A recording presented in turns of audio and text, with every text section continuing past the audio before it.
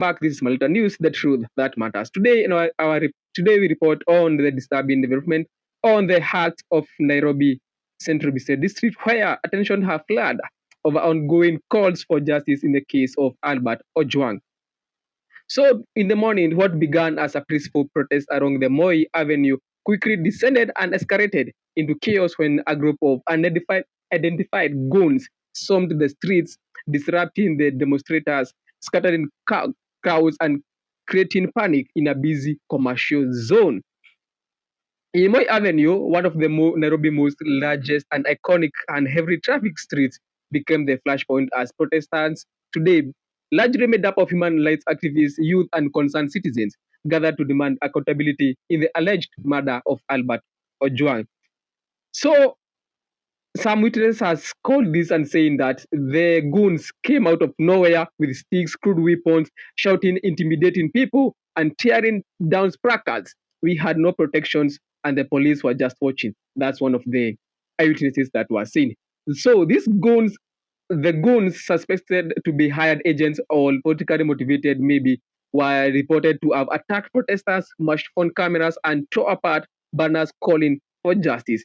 Many demonstrators were forced to flee into the nearby buildings and airways and alleys, with some seeking refuge in shops and matatus. Some individuals were injured in the hula baloo that was happening because the goons were attacking them from right, left, and center.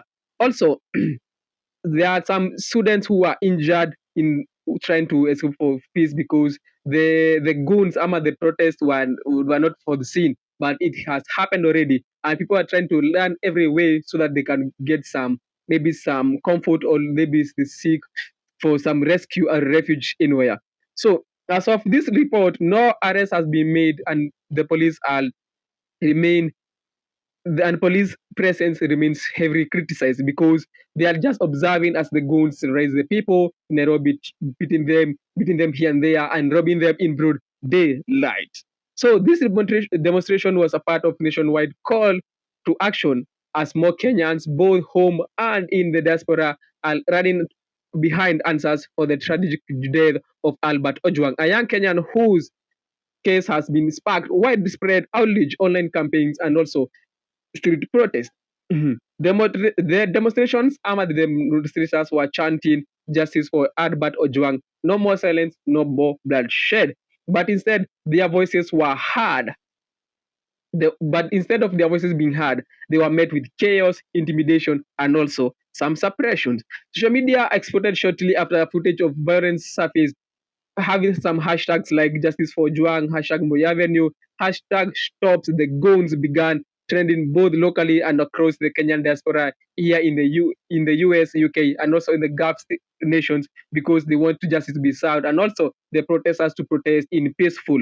Civil rights organizations and also human rights demonstrators and also defenders have condemned the attack, calling a blunt assault on freedom of expression and also assembly, the rights are enshrined in the Kenyan constitution. To our viewers anywhere across the globe, this is just about Nairobi. This is about the culture of fear, impunity, and also political interference that threatens the foundations of our democracy, not just in Kenya, but also some developing parts and developing countries in the world, also here in Africa.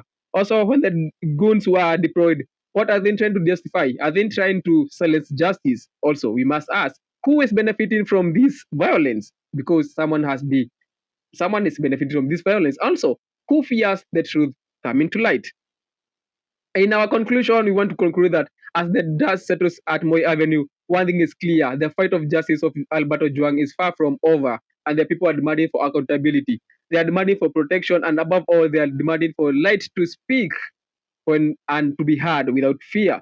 Stay informed in our social media platforms because these stories is also unveiling and also unfolding as time goes by. This is Remember This Malinator News. You can follow us in all social media platforms, that is in YouTube, TikTok, and also Facebook. This is Malinator News, the truth that matters.